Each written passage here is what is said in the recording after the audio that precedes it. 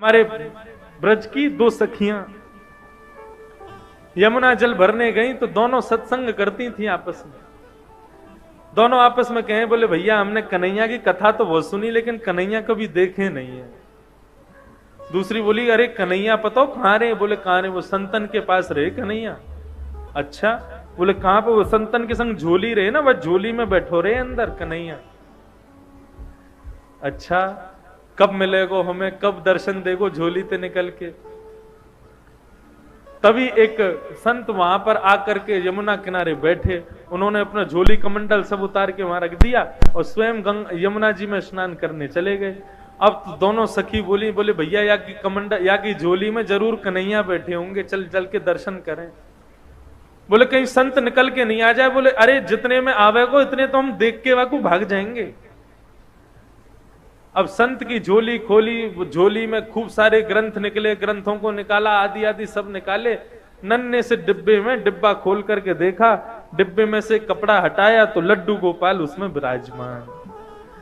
अब तो सखियां दोनों आपस में, देख देख गोपाल जी, देखी बेटो कन्हैया। अरे बहन कितना सुंदर है कन्हैया। नन्हे से गोपाल जी हाथ में माखन लेके बैठे, लड्डू गोपाल। बोले सुन सुन, डिब्बा में बैठे, जल्दी बाहर निकाल। अब जैसे ही बाहर निकाले तो दूसरी सखी बोली, देख कन्हैया डिब्बा में बैठे बैठे उनके हाथ पांव कैसे सिकुड़ गए हैं। अब लड्डू गोपाल के तो हाथ पांव ऐसे ही रहते हैं, लेकिन गोपी का भाव कैसा? बोले देख हाथ पांव डिब्बा में बैठने से सिकुड़ गए इनके। चल मेरे पास मक्खन रखो, इन्हें मक्खन से मालिश करके इनके हाथ पावन को सीधो कर दूं।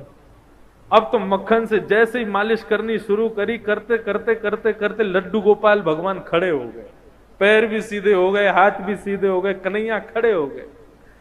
जैसे ही खड़े हुए इतने में संत आए, और संत जैसे ही आए तुरंत कन्हैया को रख करके डिब्बे में भागी वहां से। संत ने आकर के देखा तो लड्डू गोपाल, जो कि लड्डू गोपाल के रूप में थे, वो खड़े हो गए हैं।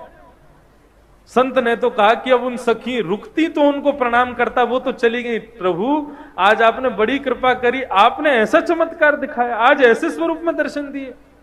साष्टांग दंडवत करके जैसे ही चरण स्पर्श किए, संत का स्पर्श करते ही लड्डू गोपाल फिर से लड्डू गोपाल बन गए। संत के नेत्रों से आंसू बहने लगे, 2-4 घंटे रोता ही रहा। बोले प्रभु उन सखियों को ये तक नहीं पता कि आपके भोग के लिए मंत्र क्या बोलना चाहिए, आपका स्पर्श कैसे करना चाहिए, आपका भोग कैसे लगाना चाहिए। ऐसी अबोध उन सखियों के भाव से आप सीधे हो गए, और मैं जिसने आपकी प्राप्ति के लिए घर छोड़ा, परिवार छोड़ा, सब कुछ छोड़ के सन्यासी बना, मेरे स्पर्श करते आप फिर से लड्डू गोपाल बन गए। क्यों? आपको मैं प्रिय नहीं हूं? भगवान बोले अब तो बोलना ही पड़ेगा। तुरंत गोपाल जी बोलने लगे, बोले देखो हम आपके पास रहते हैं क्योंकि आप भाव से हमारी सेवा करते हो, लेकिन आप सदैव हमको मूर्ति मानते हो। उन सखियों ने हमको मूर्ति नहीं माना, इसलिए हम खड़े हो गए। ये मूर्ति भाव अपने हृदय से निकाल दो। हम सदैव आपसे भी बात करेंगे। भागवत में आदि ग्रंथों में कितनी जगह कहा गया है कि अपने घर में अविराजित अपने लड्डू गोपाल को कभी मूर्ति नहीं समझना चाहिए। वो साक्षात ठाकुर जी, साक्षात कन्हैया।